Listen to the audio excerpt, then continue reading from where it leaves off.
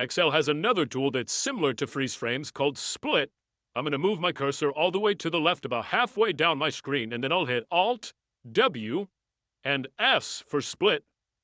Now you'll see you have this gray bar across the screen similar to freeze frames, and if I move my cursor down, the bottom half of my screen moves independently from the top half of my screen.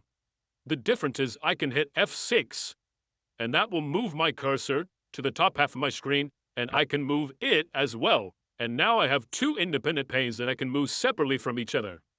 To navigate back and forth, you can use the F6 shortcut, but be aware that when I hit F6 again, it's going to move me down into my tabs, which is also a useful shortcut that you might want to use. If I hit F6 again, now it moves me into this bottom part of my screen with my macro recorder. If I hit it one more time, it moves me into the ribbon.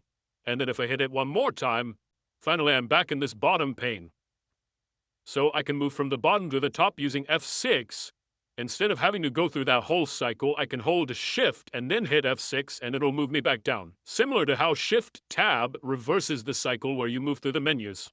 I'm going to hit Alt-W-S to unsplit, and that first time we had our cursor all the way to the left, if I put the cursor about in the middle of my screen and hit Alt-W-S, now I have 4 different panes, so I could be working independently in 4 different panes of my screen in 4 different places.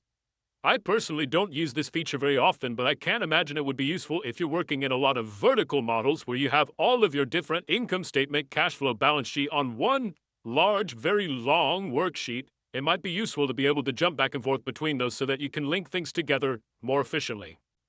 One final view capability that's similar to these ones that we've been looking at is if you hit Alt-W for the View tab, you'll see this new window option. If I hit in, it opens up a new Excel window. You see at the top it says Liquidity Data 2.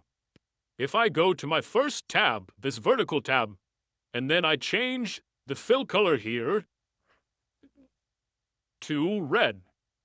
Now I'm in my second window. If I go back to my first window with Alt-Tab, my view has remained in this third tab, but if I tab to my vertical data, you'll see that that red change has been made. So what this does is it allows you to make live changes in 2 different windows, which could be convenient if you need a full screen and you want to be able to quickly switch between these.